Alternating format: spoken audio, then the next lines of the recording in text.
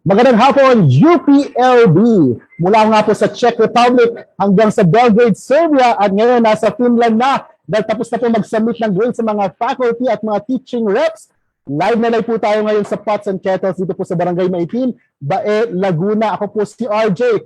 Tambay na ulit sa programang hatid ay samu't-saring kwento at balitang nagpapamalas ng husay, puso at talino ng mga isko at iska ng UP Los Baños. Ito ang Galing UPLB sa Radyo DZLB, ang tinig ng kaunlaran. Batchmates, 2 years na po tayo. Kulay na usapan, magkabuluhang kasaysayan, papanahong balita, kasabay ng makabagong teknolohiya. Kaya huwag magpahuli, galing UPLB. Kakaaliw na usapan, kwento at tagumpay, usapang pang teknolohiya, mga pagbabago, pananaw sa buhay. Kaya huwag magpahuli, galing UPLB. Huwakin ang kaisipan sa mga bagong kaalaman, upang maging masaya at makabuluhan. Galing UPLB, galing UPLB, galing UPLB.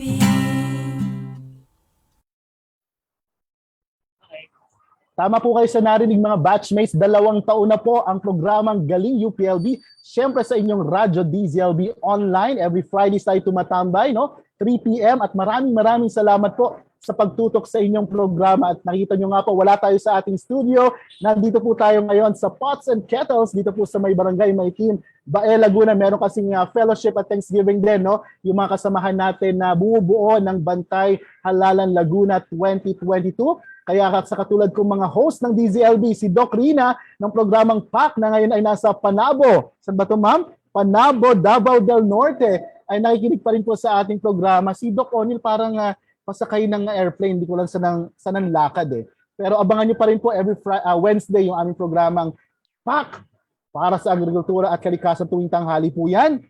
At sa oras pong 4 na minuto, nakalipas ng 3:00 ng hapon, medyo sobrang init na dito pero kumukulog at kumikidlat. Mga batchmates, hindi mo alam kung uulan. Pero samahan nyo po kami sa loob ng 1 oras, tayo magsama-sama at makinig sa mga kwento at karanasan ng ating mga kasamahan dito sa UPLB. Dahil special pong ating episode ngayon, ay mamaya mga kasama natin, mga kapanayam natin, ang isang beterinaryo para sa bayan na hindi lang veterinarian TV host pa na nakapanayam ni Ezra at yung mga kasamahan natin mula naman sa Office of the Vice Chancellor for Research and Extension ay meron din pong nakapanayam. Kung kayo po ay nagda-diet dyan at nag-iisip ng ibang alternative at panghalo sa nagmamahalang bigas ngayon, ay meron pong teknolohiya ang UPLB at mamaya po i-discuss yan ni Maris. At syempre po yung mga pagbati nyo, babasahin po natin yan mamaya lamang po. No? So syempre po, tulad ng aking binanggit, ang ating mga faculty ay tapos na bang mag-submit ng kanilang mga grade sheets dyan? No? Dahil tapos na po ang submission of grades kahapon. Kaya sabi nga ay nasa Finland na. Nakikinig na ba si Sir Gen Garma, ang ating Vice President sa klase?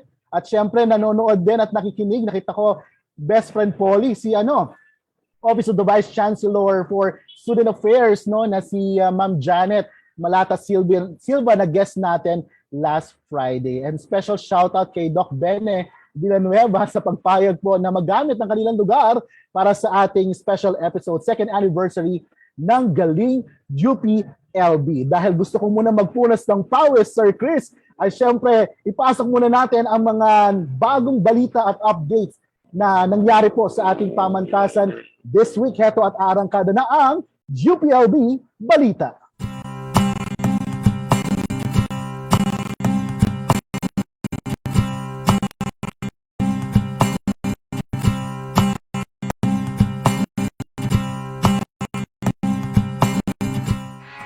Magandang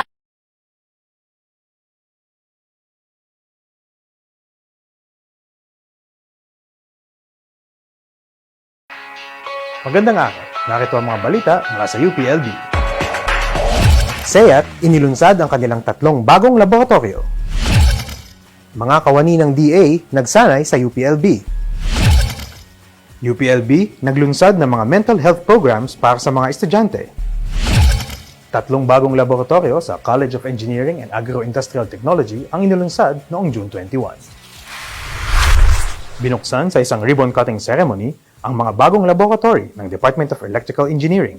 Ito ay ang UPLB PCARI Prime Collaboratory, UPLB Electricity Market Research Laboratory, at DEE Robotics and Automation Research Laboratory. Ang mga laboratory ay gagamitin upang payabungin ang pananaliksik at serbisyo publiko ng SEAT sa aspeto ng distance learning and instruction, energy industry, at robotics and intelligent automation. Inaasahang mapapayaman rin nito ang pag-aaral at pagkatuto ng mga estudyante ng BS Electrical Engineering Program. Kasabay na inulunsad ang mga laboratory sa 25th founding anniversary ng Department of Electrical Engineering. Pinamunuan ng College of Engineering and Agro-Industrial Technology ang isang 5-day training course para sa mga kawani ng Department of Agriculture mula June 6 hanggang June 10.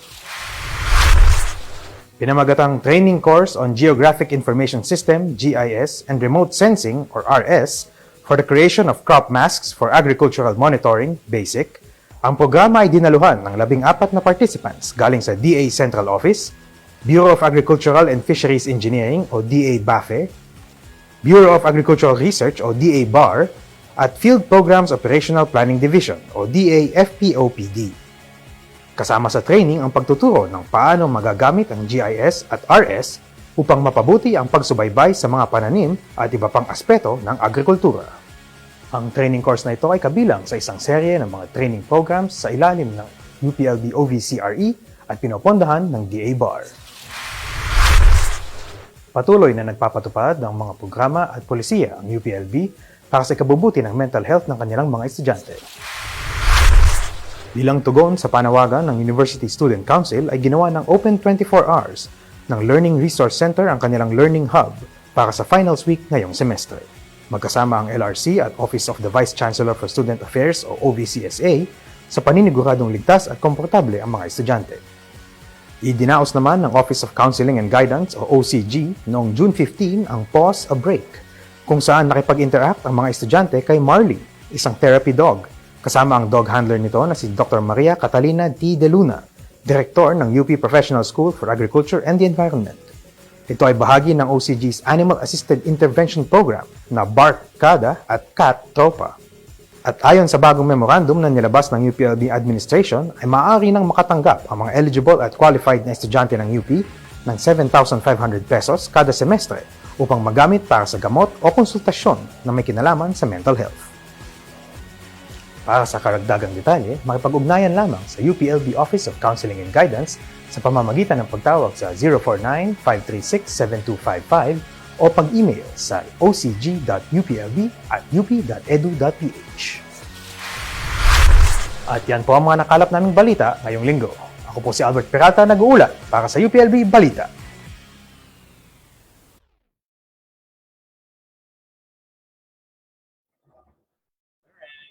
Maraming salamat Kuya Albert Peralta sa paghatid ng ating UPLB Balita ngayong pong linggong ito at syempre kasama natin sa Office of Public Relations. Sa lagay po ng panahon, napakainit po ngayon dito sa Barangay Maitim, Laguna. Maganda po ang panahon kaya kung may time po kayo, lalo sa mga faculty reps at staff natin dyan after ng work, punta po kayo dito sa Pots and Kettles sa may sabi ko sana, Los Baños. No? Laguna. Malapit lang to sa isang malaking ospital at malapit sa Open University. Magandang tumambay at makinig ng ating programang Galing UPLB tulad na lamang ng ating batchmate na si Angela Agujetas at Choi Buencamino Felicio na nakatutok po ngayon sa ating pong programa. Napakainit po ngayon dahil hindi po natin alam kung anong dahilan. Pero meron pong excited dito, lalo na po yung mga sasablay dahil in-announce po ng UPLB ang ika-50th commencement exercises nito. Nagaganapin po sa August 6 ang 50th commencement exercises ng UPLB. So congratulations po sa mga isko para sa bayan na gagraduate ngayong paparating na commencement exercises. At sana kasama dito si Ezra. Tatanungin natin mamaya, no? Kasama si Ezra. But anyway, dahil napakainit ng panahon, meron din po kami announcement. Napakainit din dahil po sa mga nakatira dito sa UPCO, tomorrow po ay Sabado, June 25, meron pong power interruption advisory po mula sa UPMO. Wala po kayong kuryente mula alas 7 ng umaga hanggang alas 6 ng gabi. Diyan mo nakatira si Teya Canubas Araneta sa may UPCO. Wala daw kayong kuryente mula alas 7 hanggang alas 6 ng gabi. Kaya mag-isip na po kayo mag-charge ng cellphone o kaya maghanap ng ibang pupuntahan habang nagpapalamig dahil alas 6 pa ng gabi, babalik ang power supply sa UPLB community. Ayan, sa oras po nating 12 minuto, makalipas ang alas 3 ng hapon. Sa atin pong pagbabalik, hindi po ako mag-isa ngayon dahil sasamahan tayo ni Ezra at alamin natin kung siya ba ay graduate kasama sa commencement exercises at syempre mga pagbati ng ating mga batchmates sa pagbalik po yan ng Galing UPLB. Syempre sa Radyo DZLB, ang tinig ng kaunlaran.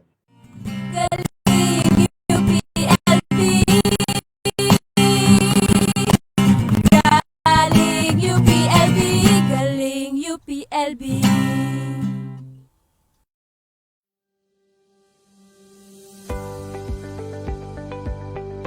Ngayong 2022, mas ramdam na ang unti-unting pagbabalik natin sa face-to-face classes. Kaya naman, siguraduhing handa ka na sa paparating na ligtas na balik-eskwela. Ano nga ba ang mga dapat ihanda sa nalalapit na pagbabalik ng face-to-face classes?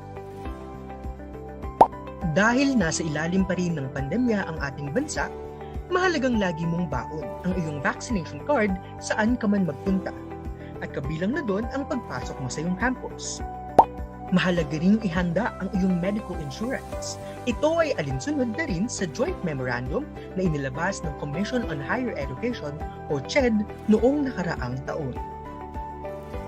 PhilHealth Insurance ang most recommended medical insurance para sa mga college students na magbabalik eskwela. Ito ay base sa Resolution 164 ng IATF kung saan kinakailangang mag-register sa PhilHealth o ibang equivalent medical insurance ang mga estudyanteng magpa-participate sa limited face-to-face classes. Kaya naman, siguraduhin ikaw ay insured na bago ang pasukan. Mabilis lang magpa-register. Pumunta lamang sa pinakamalapit na local health insurance office. Ihanda ang 2 copy ng PhilHealth member registration form, birth certificate, at valid ID. Pagkatapos ay antayin ang member data record at PhilHealth ID card. Maaaring makipag-ugnayan sa Office of the College Secretary para sa iba pang mga detalye. Kaya naman ang tanong, handa ka na ba?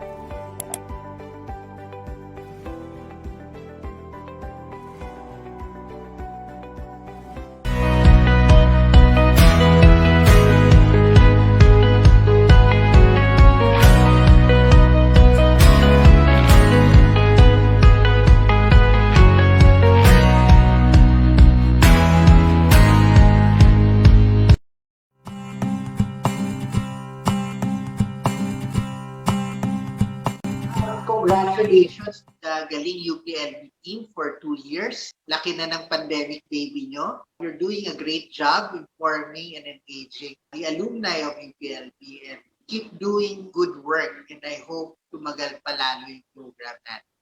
Ako si J. Mark Tordesia at UPLB ako. Galing UPLB, galing UPLB, galing UPLB.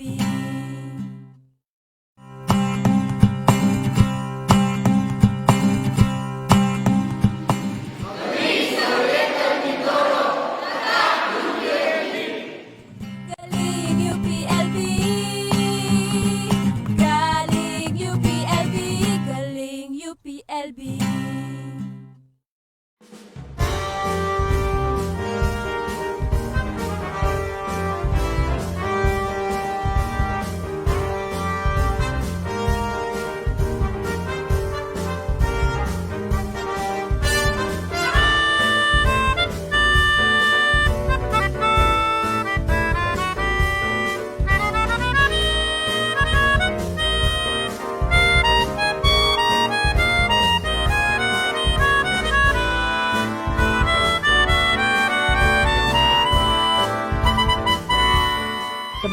kami sa programang Pak na Pak sa usaping agrikultura at kalikasan. Ito ang Pak Para sa agrikultura at kalikasan.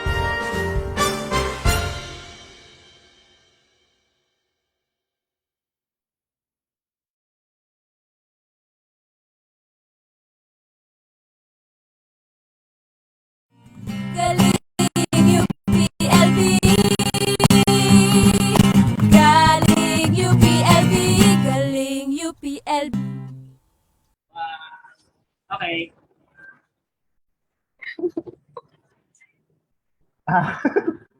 Live na po pala tayo. Sorry po.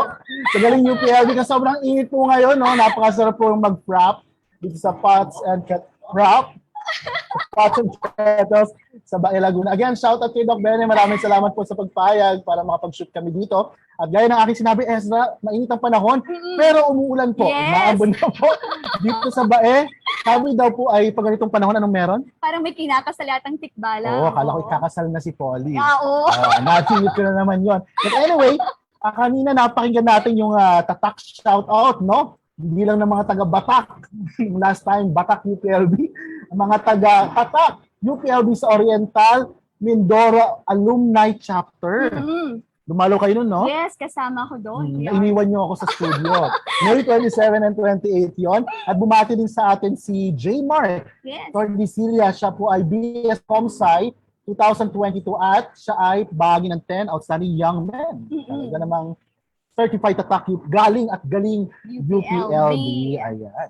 So, ngayong oras na po na ito, lumalakas naman ang ulan. Kakaiba talagang ating anniversary ngayon. Si Ma'am D ngayon ay incomplete ang grade na ibibigay natin ngayong season dahil marami siyang absent.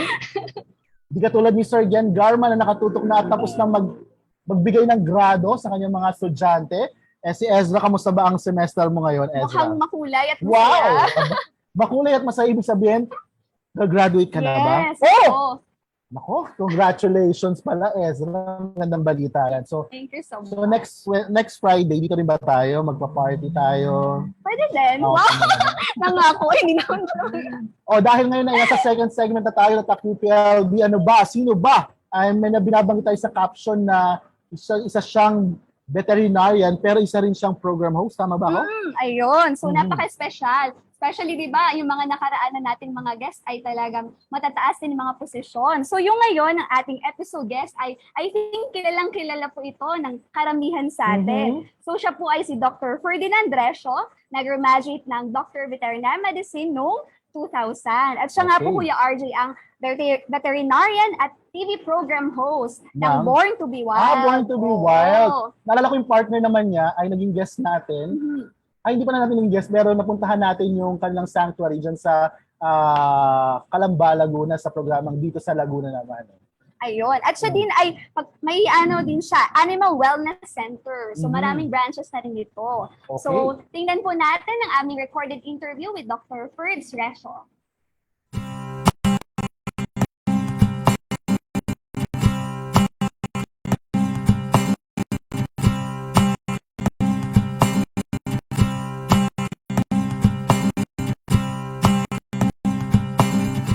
Good afternoon, Doc Ferds, at welcome po sa ating segment dito sa Tatak UPLB. Batiin niyo po muna ang ating mga tagapanood. Magandang hapon sa iyo, Ezra. Maganda ka pa sa hapon at magandang hapon sa mga nakikinig sa atin ngayon sa Radyo DZLB, ang tinig ng kaunlaran. So gusto namin malaman, Doc Ferds, ang inyong student life. Saan niyo po ba binase ang inyong naging desisyon na kunin ang veterinary medicine na course? Okay, galaki kasi ako sa probinsya, sa Kanlubang. So yung family ko, we raise hogs. Ayun ang binangbuhay sa amin ng magulang ko. So lahat kami, 6 na magkakapatid. So sabi sa akin ng tatay ko, kapag laki mo, palakihin natin itong babuyan natin. No? Nag-i-enjoy naman ako kasi bata pa lang ako sa mga magkakapatid. Ako yung pinaka nag-i-enjoy. Na mahilig na talaga ako sa hayop, pero lagi nila akong kasama kapag magpapaanak kami ng baboy. Minsan natutulog pa kami sa ulbo. Kasi mamamatay. Pag may namatay ka na isang nadaga na ng nanay, yung namatay yung isang biik, income loss na yun. So, kailangan mababantayan mo. No? Lalo na sa pagpapanganak. Inano na sa akin ng father ko na ikaw magiging veterinaryo ka. But ako, gusto ko talaga maging doktor. Whatever kind of doctor. Kaya yung mga tao sa amin sa Kanlubang, Kapag sinasabi, sa UP graduate yan, UPLB, mataas yung tingin sa mga tao doon. May level of respect that you endow them. I want to achieve that also. I want to get that kind of relation from my friends, from my kababaryo. Awa ng Diyos, natanggap naman tayo. Ano po ba yung mga traits na nakatulong sa inyo nung kayo po ay nag-aaral? You will meet a lot of different people in the university. May talagang mayaman, may hindi masyadong mayaman, meron talagang hirap pero magagaling. Ang isa lang ang common denominator nyo, magagaling. I think ang nakatulong sa akin yung pagiging friendly, kaibigan, pagiging madiskarte, no? At saka yung marunong makisama kahit paano. Kayo po ba, Doc Ferds, ay na-involved din sa mga sports, ganyan, nung kayo po ay nag-aaral? Yes, no. So, ako sa swimming. Meron akong dalawang org sa veterinary medicine. Choral and sama ko for a while, pero mas nagtagal ako sa Leisure Music Ministry. And nagteatro din ako yun, no? So, speaking, sir, of memories, kasi nabanggit nyo, ang dami yung involvements po, no? Talagang multi-talented po kayo. Ano po ba yung hindi nyo makakalimutan na event nung kayo po ay nag-aaral? Yung graduate ako, kasi yung binunok na activity ko sa UPLB talagang dugo at pawis at paghihirap, no? At saka, syempre, may masaya din naman. No?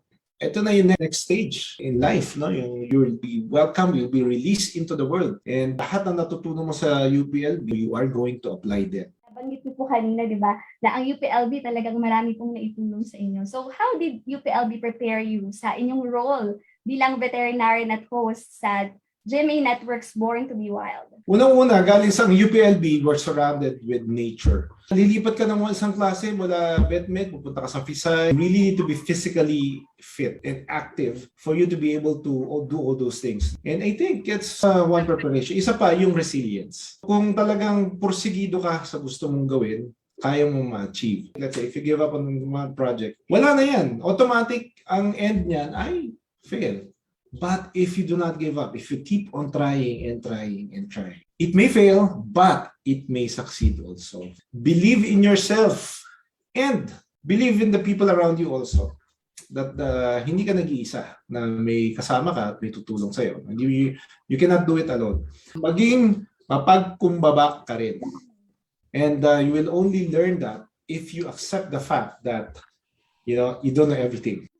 Malaman, paano po ba nag-start itong Born to be Wild? I was working in Animal House as a veterinarian. Then nagpunta doon yung show ni Arnold Clavio called Emergency. Sabi ng boss ko, ikaw na yung humarap dyan. Prior to that, lagi ako yung pinapaharap ng boss sa mga interviews kapag kailangan ng vet na magsasalita. So it became an advantage for me until such time that Arnold Clavio went to the clinic to feature animal emergencies. And I was one of the vets there. Kinausap niya ako and yun, doon nagsimula. 4 years after that, GMA called up to ask me if I can read some lines because they are, putting up a show that will need a veterinarian to host it, to handle it. Ako naman, parang gusto ko lang makita yung GMA. And mind you, during that time, I was already going to leave to go to the US. Paalis na ako noon. I'm also a nurse. And then, after the stint sa GMA, tinawagan ako. Sabi ko, okay lang yan. I went on with my life, planned it for my US trip. A couple weeks after, they asked me, they want to get me as a host. So I asked my friends, I asked my family, my relatives. Sabi nila sa akin, they all said the same things. Yung America can wait.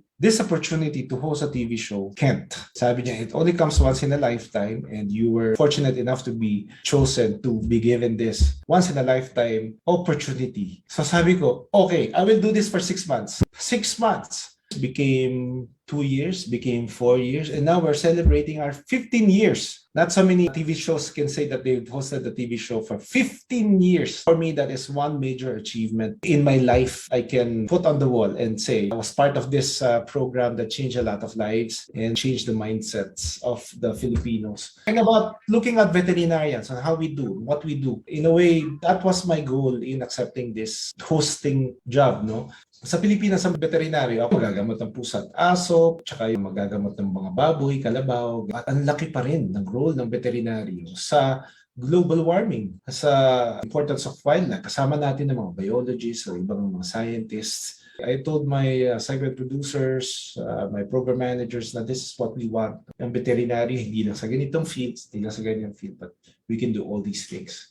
And true enough, the people loved it. Hindi na mahihisi-hiwalay sa pagkatao ko yung Born to be Wild. Minsan ang tawag sa akin, Born to be Wild. Pag nakikita ko sa kalsada, Born to be Wild! Gumagaling yung mga tao.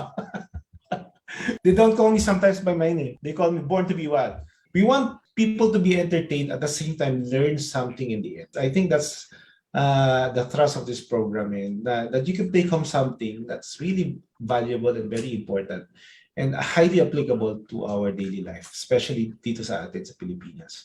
You're able to do what you love, Doc Ferds, no? You have yung Animal Wellness Center. Kailan po ba ito nagsimula? Were you able to put this up while hosting dun nga sa Born to be Wild? Paano niyo po ba ito na-manage? And ano po ba yung mga naging major challenges and achievements niyo while doing this business? When you parang semi-quit a job, going to collect myself and be gone for a while. No? So I was 2 years sa US. Sabi ko, what if I take the board exam here in the US? So nag-aaral ako sa Canada. Kila Dr. Irene Arbuleda. I took the same school as the one that they did. I took the course. It's a bridging course for students graduated from third world countries and planning to practice in Canada. So while studying, I was telling my classmate, I'm gonna bring this home. I did. So inuwi ko sa Pilipinas. I put up Doc Ferds Animal Wellness Center, banking on the recall for the people because I did Born to be Wild, ganyan-ganyan. So sabi ko, sige. And it worked naman. We started August 2016 sa first branch namin sa Timog. And now I have 5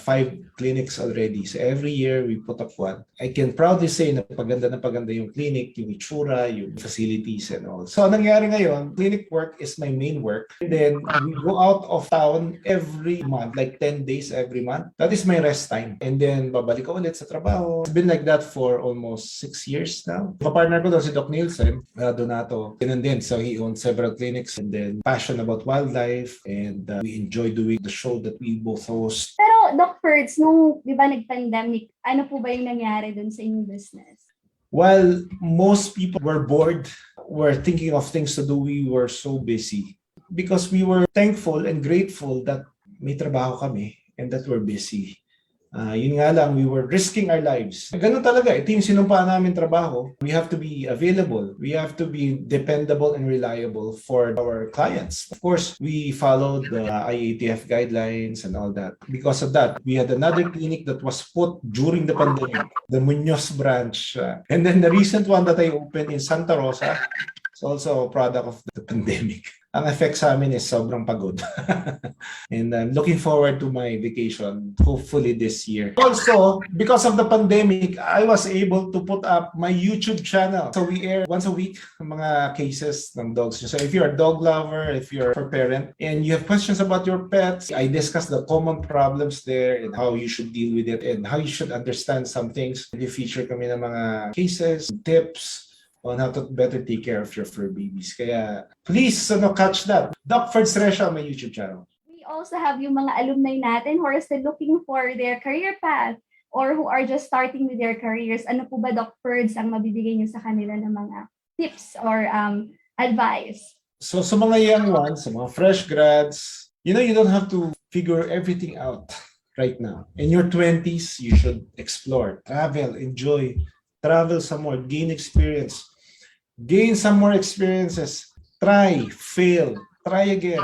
That's how you should do it. And when you try and then you fail, you learn. On these learnings, i-apply nyo sa mga next stages ng buhay nyo. Sa mga bago, you humble enough to know na hindi natin alam lahat. Kahit galing ka pa sa UPLB, kahit alam mo graduate ka sa isang napakagandang school na tinrain ka maging masipag, magaling at matatag, kapaki-pakinabang na citizen ng ating bansa. No? Be humble to know that hindi ikaw ang pinakamagaling at marami ka pang pwedeng matutunan. Have that mindset. Mas maganda kung magaling ka na, mapagkumbaba ka pa, at also you're kind. Yung kindness, you should keep on flexing kindness because it will take you places. You don't have to figure things out now. You will discover your path. Sometimes kasi we try so many things, gustong-gusto natin ito. Like for example, gustong-gusto ko magtrabaho sa New York. I lived in New York for 2 years. I worked in New York. Sabi ko, this is where I want. Pero hindi pala yan yung plano ni God sa'yo. Plano ni God sa'yo, you go back to the Philippines. You put up a practice there because that is where I want you to be. And I think, hindi naman nag-fail si God sa akin. I've been blessed and fortunate enough to bless others as well. Kaya thankful ako sa mga opportunities. And the failures. Kasi from those failures, I learned. Ako si Doc Ferds Resyo, tatak UPLB ako.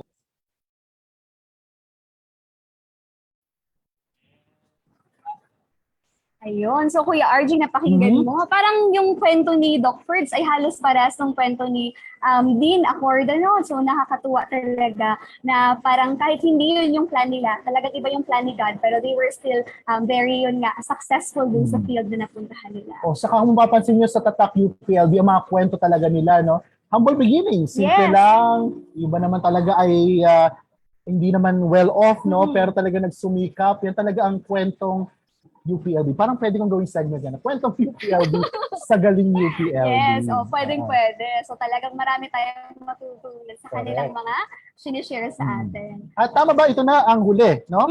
Na episode ng Tatak UPLB na ang pinifeature natin ay mga College of Veterinary Medicine. So, yun, marami tayong mga napanood from their colleges. And of course, gusto natin pasalamatan ng ating dean ng CDM na si Dr. Jessie Acorda, ang mga Alumni Relations Officers na si Dr. Jovencio Abalos, si Dr. Joseph Olarve, si Miss Jonelle Palier, kasi siya ang nag-assist sa amin during sa interviews. And of course, si Mr. Fernando Pinicosa sa kanilang pag-design ng CDM Hubmats para sa bawat episodes ng ating season ay nating episode niyo. Natuwa nga ako sa Batchmates, talagang todo promote, no?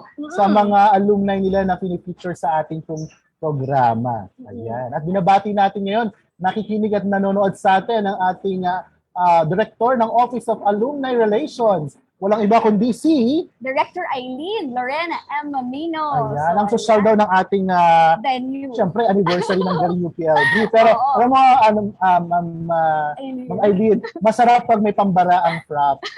So, nandito naman po si Polly.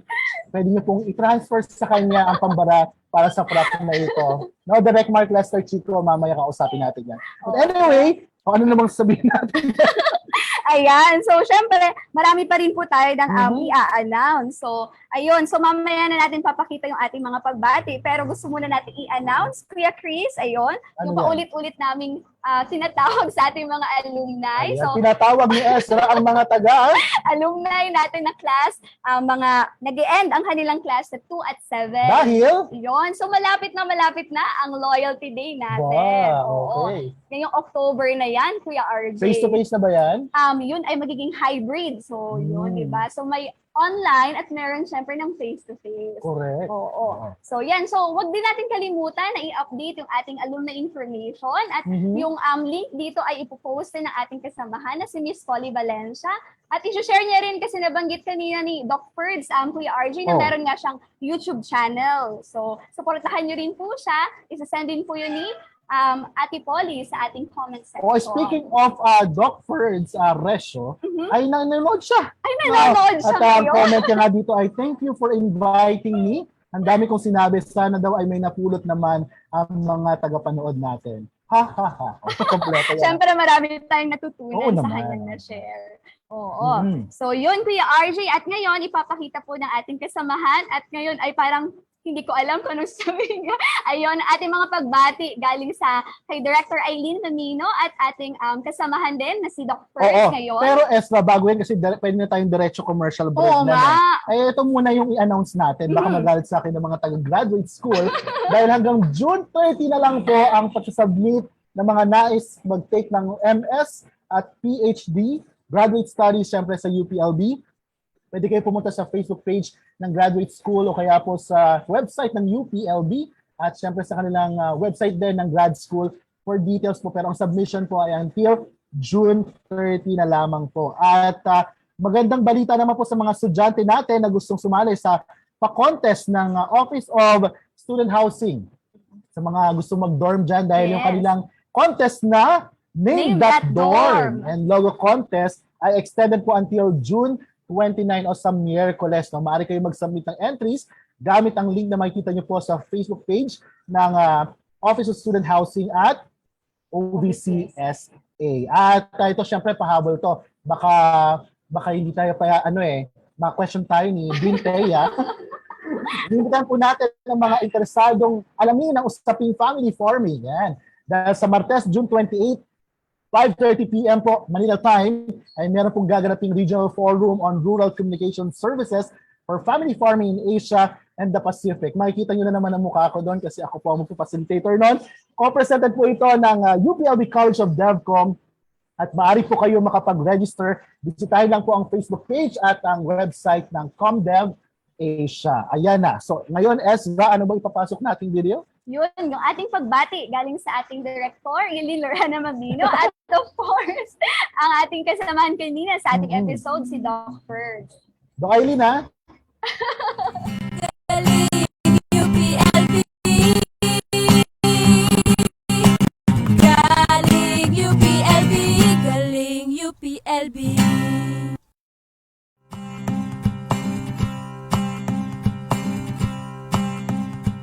Congratulations and happy anniversary sa Galing UPLB on your second year. Wow, congratulations ha. Sana ay humaba pa itong programa nyo at sana madami pa kayong ma-feature para madami rin kayong ma-inspire. Ako si Doc Ferds Resyo, tatak UPLB ako.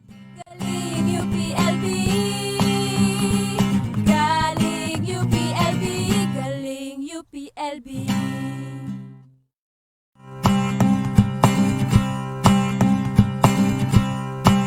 Congratulations! Galing UPLB! Wow! 2 years na kayo! And for sure, patuloy pa ang mga taon na darating na marami pa kayong matutulungan. Patunay na hindi hadlang ang pandemya para maipahayag ninyo ang galing at talino ng ating universidad at ng ating mga alumni. Naway marami pang taon ang mapuntahan ng inyong programa dahil alam ko sa galing ninyo talaga, galing UPLB kayo. Ako si Aileen Mamino, tatak UPLB ako. Galing UPLB. Galing UPLB. Galing UPLB.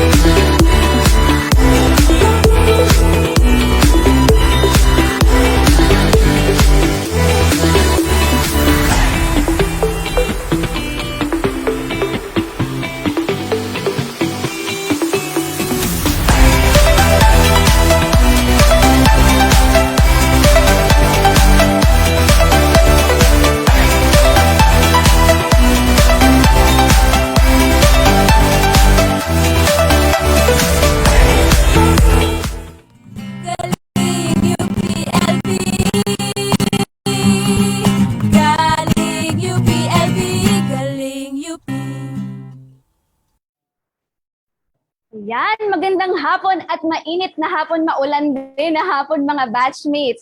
Siyempre, ating second anniversary ngayon. Hindi ko alam, nasa na kaya si Kuya RJ? parang nawawala yata. Saan kaya pumunta? Hanapin natin, mga batchmates. Naku, Ezra, nandito lang ako actually. Ay, binibidyohan niya kita ngayon. Oh. Ay, Ito naku ay feed naman. mula sa akin. At sa likod ng mikropono at camera ay mga Vlog tao pala to. involved. No? Nandito si Sir Chris, ang lagi kong tinatawag. Chris, kaway-kaway. Ayan. Of course, nandito ang best friend ng bayan, si Polly at si Grace. Ayan po, pinapayungan ng amin pong camera. At totoo po ang sinasabi ko kanina. Ayan po, katatapos lang umulan. Ezra, papakita ko lang ngayon, no, kasi may makasama tayo. No? Ayan, nandito tayo sa Pots and Kettles sa Barangay Maitin Bay, Laguna. Kaya pwede kayo tumambay dito, batchmates. At right now, nandito yung mga kasamahan natin mula sa Bantay Halalan, Laguna. Ayan po sila. Lamig na lamig. Pwede po kayong bumati sa amin. Second anniversary po namin. Okay na po. Ayan si Dino, si Ding Teya. O, sagot po niya lahat yan, mga batchmates. Ayan po. Marami pong salamat. Isasarado na po namin. Tita Chato, gusto bumati. Ay, Tita Chat! San Antonio. Tita Chato? Like ka sa galing UPLB ni RJ. Okay po. Nako, live na po yan. Nanonood pa naman ang mga Vice Chancellor. Sige po, maraming salamat. Thank you. Okay, pabalik na ako dyan. Okay, Ezra. Game na, Ezra. Eto na ako. Ayan. Welcome ulit, Kuya Ayan, RJ. Namiss kita kahit Sorry, saglit ha? lang. Namasyal muna tayo sa mga kaibigan natin. Si anniversary naman natin ngayon. Okay, ano na bang pag-uusapan natin? Ayan. So, tayo ngayon ay syempre mag-uusap na tungkol sa tuklas. Dahil wala nga si Ate Maris. Nasaan ba si Maris Liagan, si Majeng, yan, si Har, at si Charlie? Nasaan ba sila? Busy-busy Oo nga, yata. Oo. may planning ata sila ngayon. Pero, meron silang pabaon sa atin na interview for Tuklas UPLB. Yes, meron. Pero bago yon, kailangan muna natin panoorin ang promotion na ipapakita nila sa promotional video ng isang technology na bago sa UPLB, na bahagi ng UPLB Agora. So ito ang IPB Bar 6 at panoorin natin ang video nito.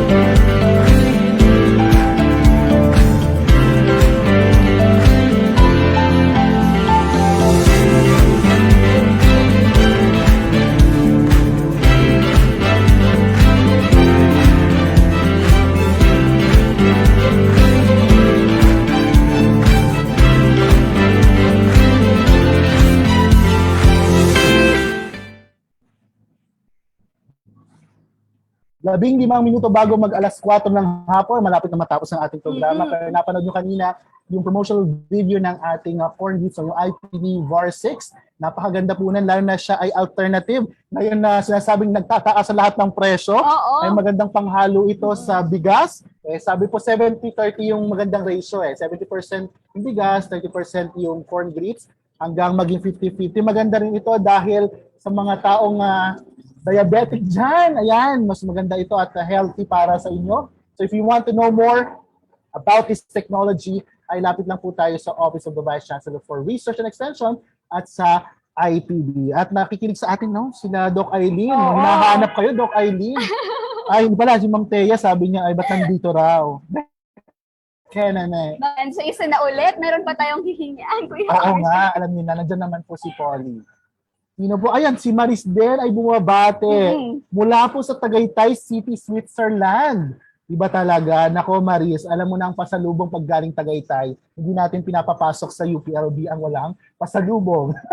But anyway, ngayon po ay mapapanggan natin kanina, di ba? Si Doc Resyo ang iyong guest. Yes. Ngayon naman pag-uusapan natin ang isang technical assistance program mula sa College of Human Ecology na nakafocus naman po sa human settlements planning. No, kung gusto niyo malaman ito, ay ito po ang panayam ni Maris kasama si Professor Almira de Mesa, Assistant Professor mula sa Department of Community and Environmental Resource Planning ng College of Human Ecology. Panoorin natin to.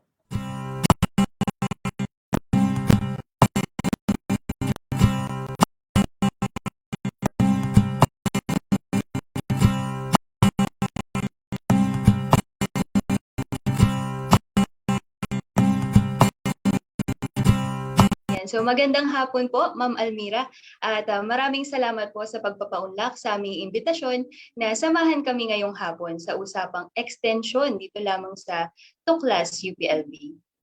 Yeah. Good afternoon din sa inyong lahat and good afternoon sa lahat ng mga nanonood at nakikinig sa Tuklas UPLB. Yan. So ngayong hapon po, pag-uusapan natin ang programang TAP HSP o ang tinatawag nating Technical Assistance Program on Human Settlements Planning. So Ma'am Almira, kwentuhan niyo naman po kami. Tungkol saan po ba itong TAP HSP na programa? Alright. Ang TAP HSP stands for Technical Assistance Program on Human Settlements Planning. It is actually the partner program ng aming department, which is the Department of Community and Environmental Resource Planning under the College of Human Ecology para magbigay ng public service sa ating mga partner LGU, sa ating mga national government agencies, and sa mga even in private sectors, pwede rin in terms of planning or creating development plans and any planning related exercises. Yung TAP HSP, actually it started in 2015 with the initiative of our former chair, Dr. Efraim Rojas, and together with our former DZLB Extension Coordinator, now our Dean, Sir Ricky Sandalo, Dr. Ricky Sandalo. 2015 actually, hindi naman siya bago na ginagawa ng aming departamento na tumutulong sa mga community dun sa kanilang mga local plans, particularly in crafting yung tinatawag natin na comprehensive development plan and comprehensive land use plan. Ginagawa na siya ng department even before 2015. But in 2015, mas na-organize siya, mas nagkaroon ng structure yung ating programa, yung extension work na tinawag nating TAP HSP. So within this program, ano po yung mga services na ino-offer natin at sa kaninong kliyente po? Yeah. Itong TAP HSP, its goal is actually to also contribute to what we call as Sustainable Development Goal 11 or yung tinatawag natin na making cities and communities safe, resilient, sustainable, and inclusive. Yun kasi yung pinaka ina-anchoran na mission and vision ng aming departamento. With that, actually, may tatlong components yung TAP HSP. Yung una, yung tinatawag nating capacity development for planners. Under this component, dito tayo nagpo-provide ng assistance in terms of trainings related to planning, katulad ng GIS training, nagko-conduct tayo ng capacitation on that.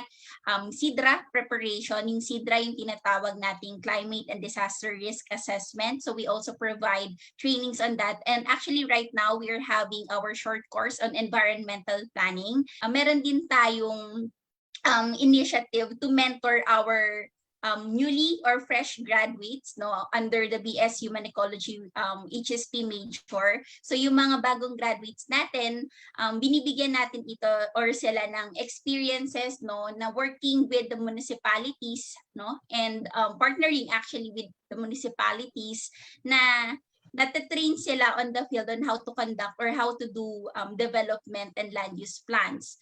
And not just our fresh graduates, but even our our graduating students, may practicum component kasi yung BS Human Ecology HSP major na kung saan before they graduate, nakakapag-prepare na rin sila nung some of the components of the development and land use plans. So that's the first one. That's the first component, capacity development for planners. The second component is what we called as Model Community or CT for Sustainability and Resilience. Actually, ito yung pinaka goal ba nung aming top HSP na at the end we can contribute to creating model communities and cities na nagpapakita ng resiliency and sustainability. Right now we only have few projects under this component.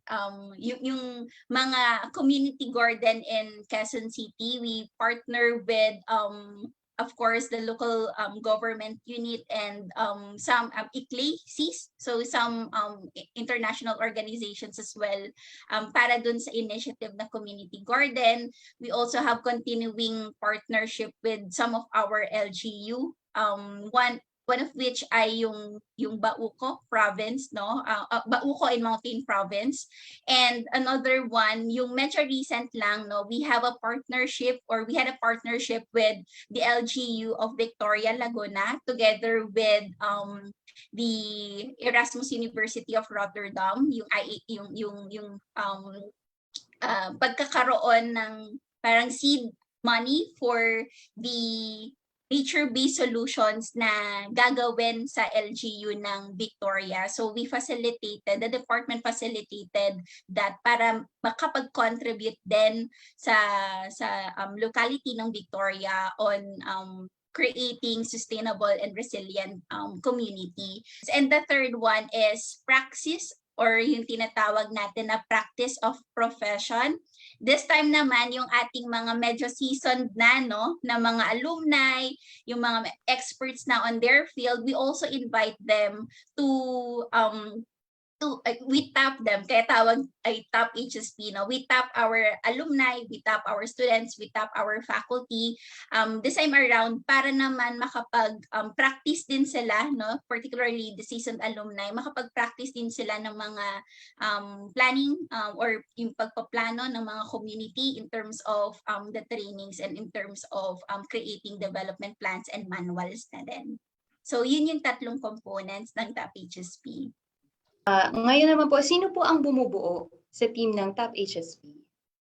Ang Top HSP is a partnership, hindi lang ang department yung nagtatrabaho para dito by means of its faculty and staff, of course that's the first one, but other than that we have our students, particularly our graduating students and our major students na tinetrain din natin to help out these communities in terms of their planning needs.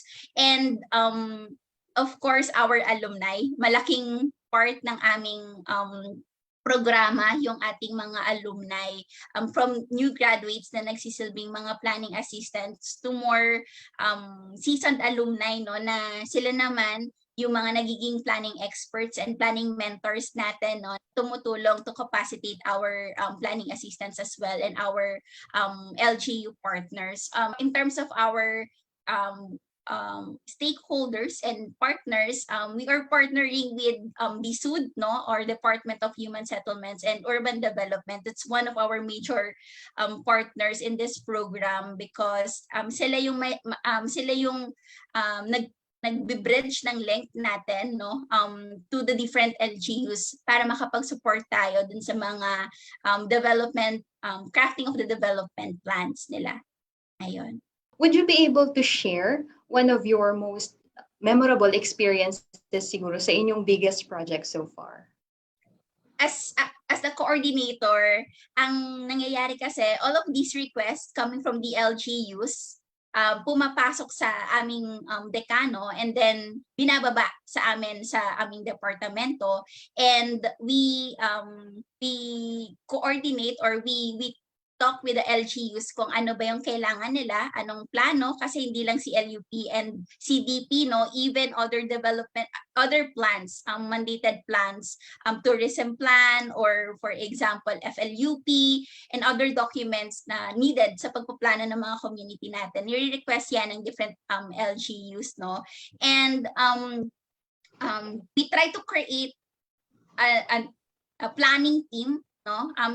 Iba-ibang planning team, bawat area, so iba't ibang grupo ng faculty, ng mga planning assistants, yung dinedeploy natin, no, sa ating mga project sites. And as a coordinator, we monitor that. So from the initiation, yung pag-create ng team para sa mga para sa ating mga LGU, no, LGU requests, and then we of course implement yung planning process, and then at the end we also try to evaluate, no, kung okay ba, natapos ba yung plano, na-adapt ba yung mga plano na kinreate, kasi after all, no, ang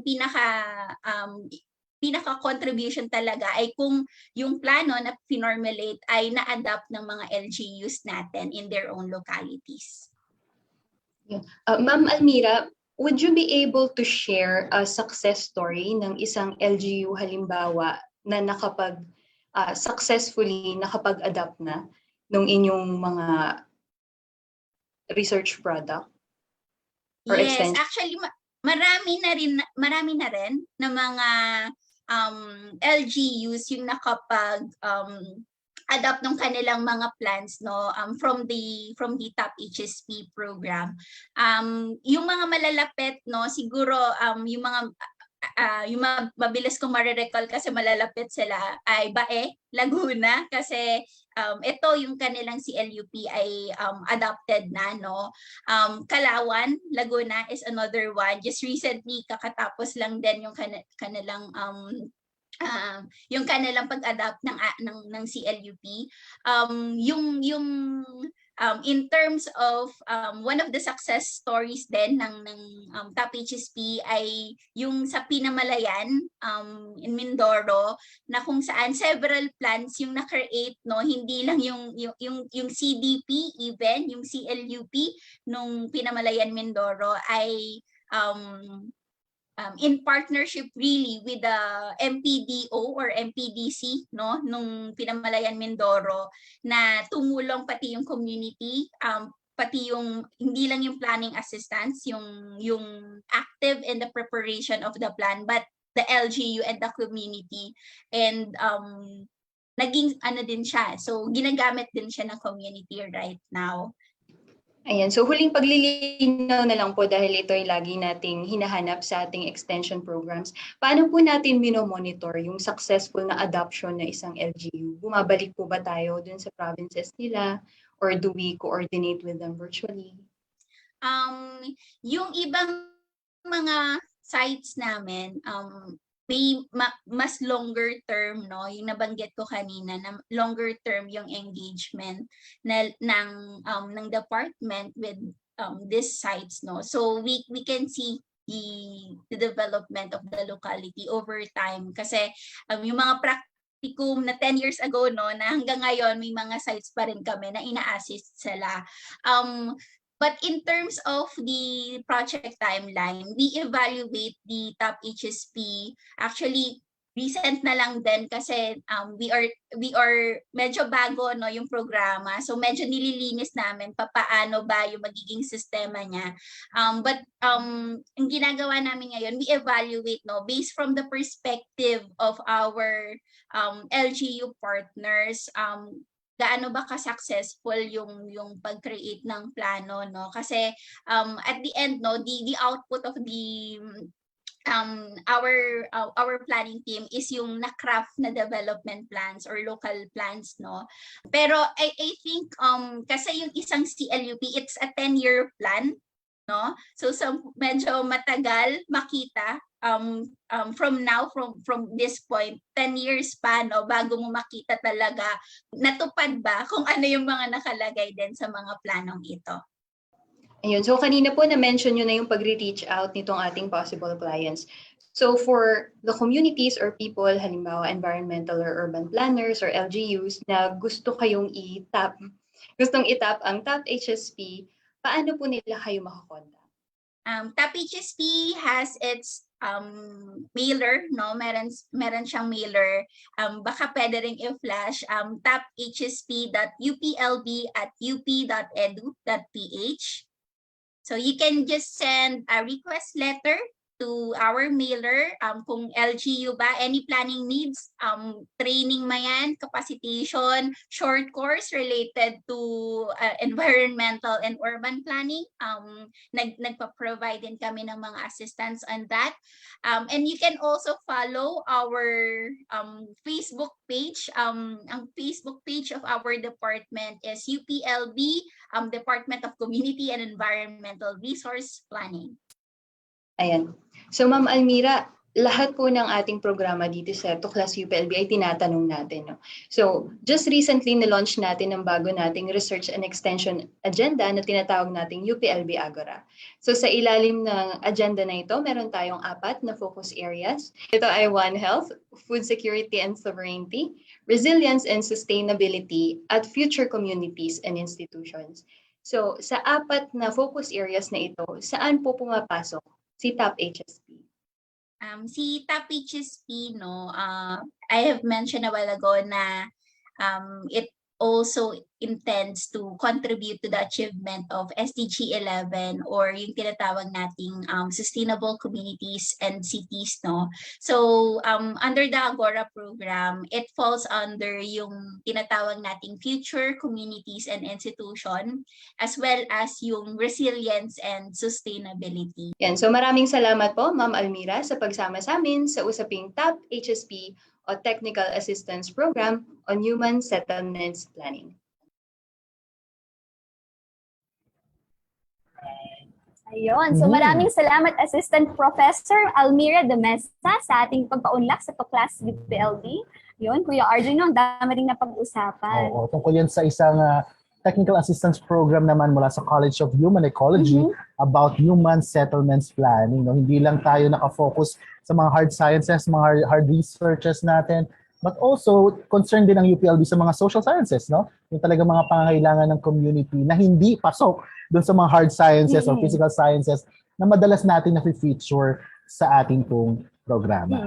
Okay, sa ngayon ay babati muna tayo sa mga nakatutok sa ating programa at happy anniversary Yes, sa atin. happy 2nd anniversary. Yon, sino-sino ba yung mga bumati sa atin? Ayun, so si Faye Nguyen, of course si Edgar Medrano Reyes Jr., si Tepi Valencia, kapatid ni Miss Polly Valencia, si Eliza Ramos, si Trixie Bautista, si Mrs. Si Ses Abagan Manriquez ng kanyang husband na si JM na nagse-celebrate ng kanilang anniversary. Wedding anniversary. Happy anniv sa inyo. Of course, ayan, si Kuya Gen nandito. Ayan, si Prince Jimenez, si Gary Cofreros, si Christian Dave Caragayan. Si Sir JP Aquino ng OPR nanonood din sa atin, si Brad.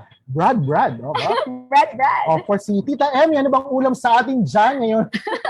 Yun na laging tanong natin sa OAR.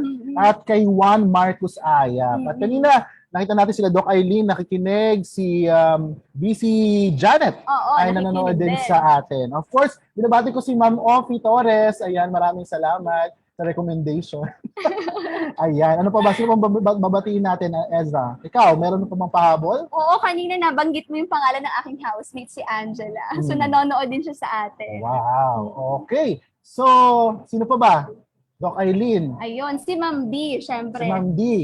Si Ma'am Trina nandito, nag-aabang na sa amin. OT na raw kami. OT na. At sino pa? Ayan, check po namin. Baka may mga umahabol na pagbati sa atin sa Facebook. Oo.